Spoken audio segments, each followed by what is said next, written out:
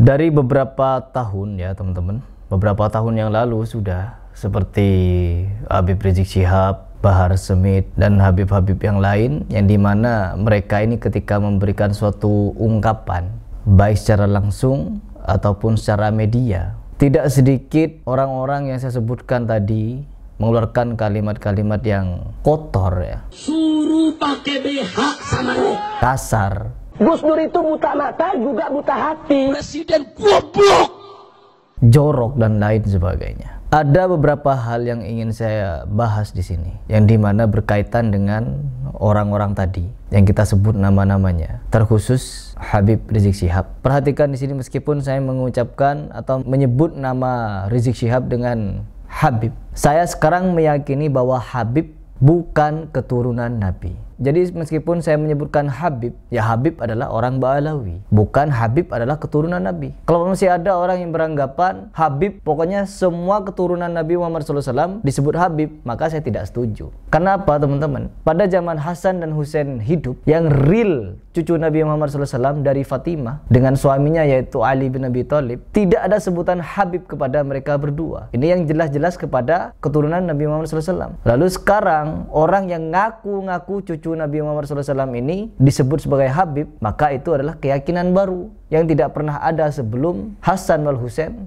wafat. Bahkan sampai keturunan-keturunan Husain pun atau Hasan tidak ada yang disebut Sayyid ataupun Habib. Tapi sekarang membludak sebutan Sayyid, Syarif, Syarifah, Habib, dan lain sebagainya. Dan ketika kita melihat menteladani akhlak dari Ali bin Abi Thalib, karena kan Hasan dan Husain ini adalah anak dari Ali bin Abi Thalib, dari istrinya Fatimah. Kan seharusnya kalau kita mau berbicara nasab itu kan nyambungnya kepada bapak, bukan ibu. Hasan dan Husain lahir dari Fatimah, yang dimana benihnya Ali bin Abi Thalib. Seharusnya kalau memang mau dianggap ya cucunya Ali bin Abi Thalib. Kenapa? Anaknya beliau. Tapi sekarang ngaku dari cucunya Nabi, dari Fatimah. Ya sudahlah, ya sudah, biarin. Dan sekarang teman-teman, saya ketika melihat akhlak dari mereka, para Habib-Habib, sekarang dibalas oleh ribuan orang di jalanan meneriakkan Habib Rizik Syihab dengan teriakan-teriakan yang coba kita dengarkan seperti apa teriakan dari orang-orang ini.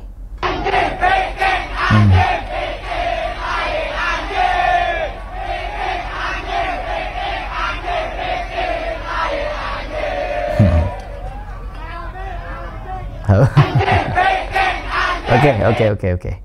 Di sini teman-teman, yang perlu kalian pahami, yang perlu kalian simak, bahwa saya pribadi, meskipun membenarkan dulu ketika saya muhibbin Habib Rizik Syihab, saya membenarkan semua kata-kata atau orasi-orasi kasar dari Habib Rizik Syihab.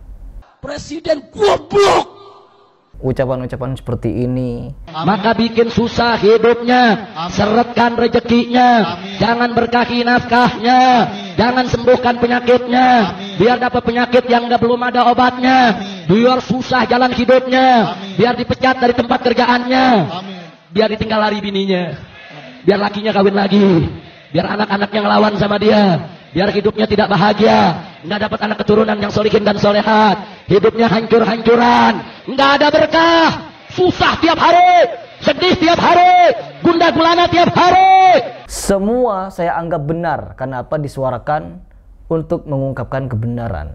Namun ketika kita mempelajari dan benar-benar mengkaji akhlak Nabi Muhammad SAW, hal seperti ini sangat-sangat tidak bisa dibenarkan teman-teman. Ya. Dan begitu pun dengan para remaja-remaja ini, entah video ini benar ataupun tidak, editan atau apa, ungkapan seperti ini tetap salah.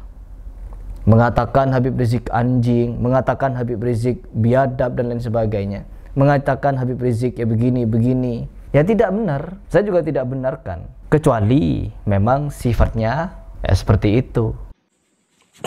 Ya tetap saya tidak mau membenarkan ungkapan-ungkapan seperti ini. Karena apa teman-teman? Ya cukuplah Habib Rizik Syihab saja, cukuplah Bahar Smith saja untuk mengungkapkan narasi-narasi yang sedemikian kotor, bobrok itu. Ya cukup biarkan mereka saja. Kita tidak perlu mencontoh dia. Dan bahkan tidak berhenti sampai di situ teman-teman. Habib-habib di Indonesia ini, ketika mereka mendapatkan panggung, mereka mendapatkan suara, mendapatkan jemaah, Ya mereka tidak segan-segan untuk berorasi. Kemarin, di video yang kemarin saya bahas, ketika ada kiai, ketika ada makam yang katanya Habib dibongkar, apa yang terjadi teman-teman? Emosi teman-teman. Dan apa ungkapannya? Ya ungkapan-ungkapan jorok, kotor, kasar. Sampai-sampai dia tidak peduli dengan azan atau iqamah. Ini sudah kurang ajar. Ini sudah tidak bisa dibiarkan. Kalian, demi Allah, kami akan sikat diri kalian. Kami akan datang maksud. Kurang ajar. Kau kira kau Tuhan kau yang terbenarnya, ha? Iblis kau. Setan cengcalo kau. Kurang ajar. Khimar. Kami tidak akan diam. Demi Allah, kami akan dibawa alasan kami. Kami akan bawa penjara kami untuk berjihad ya Allah. Melawan iblis. Iblis.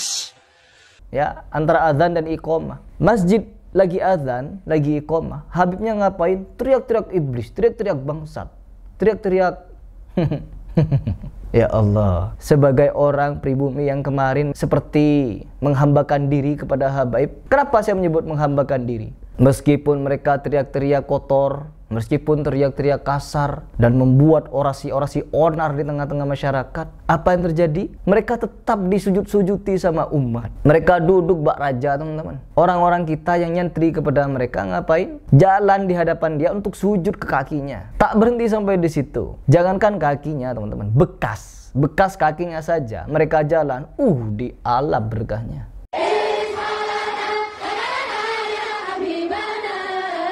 Jangankan bekas kakinya, bekas pantatnya Habib yang katanya itu bekas pantatnya Habib Umar. Apa yang terjadi? Dicium-cium sama santri-santri.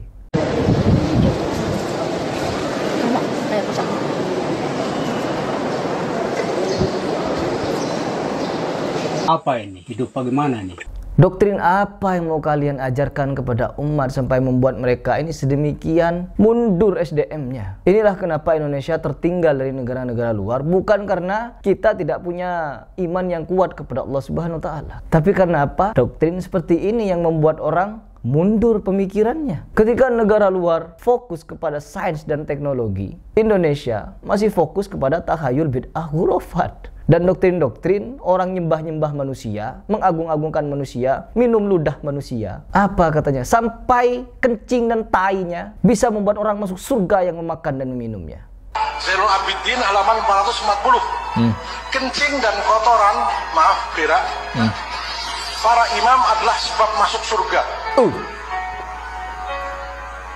Tidaklah pada kencing dan berak para imam itu terdapat najis, bau dan kekotoran. Bahkan keduanya bagaikan misik yang wangi.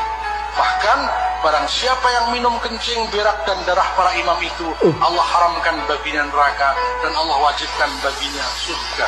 Wajib. Jadi wajib surga, teman-teman. Bagi siapapun yang memakan kotoran imam-imam Ba'alawi atau imam-imam, Hush, ya Allah, kasihan umat ya, kasihan umat. Seolah-olah kencing dan kotoran para Ba'alawi itu lebih suci dan mulia daripada Nabi Muhammad SAW. Yang dimana Nabi Muhammad SAW meskipun punya darah daging, yaitu Fatimah apabila bermaksiat, ganjarannya juga neraka, teman-teman. Ini Fatimah, darah daging Nabi Muhammad SAW bermaksiat. Bukan cuma Allah yang akan menghukumnya di neraka, tapi Nabi Muhammad SAW akan memotong tangannya apabila Fatimah mencuri. Kok bisa-bisanya para Ba'alawi ini punya imam, ketika mereka kencing, mereka berak, semuanya bisa dimakan, bisa diminum. Dan barang siapa yang makan dan minum kotoran dari para Ba'alawi atau imam-imam mereka, haram masuk neraka dan wajib masuk surga.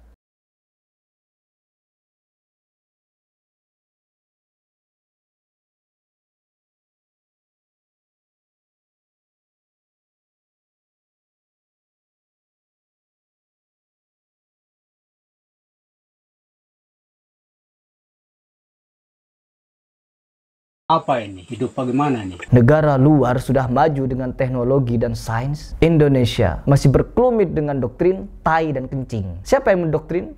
Habib. Lalu kencing dan tai siapa yang bisa membuat orang masuk surga? Leluhur-leluhur Habib.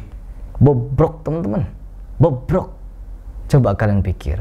Dan jangan lupa pikir pula, kenapa Habib-Habib yang ngaku-ngaku keturunan Nabi Muhammad SAW ini, perkataannya, akhlaknya sama sekali tidak mencerminkan Nabi Muhammad SAW. Kebanyakan oknum-oknumnya. Coba kalian pikir dengan baik.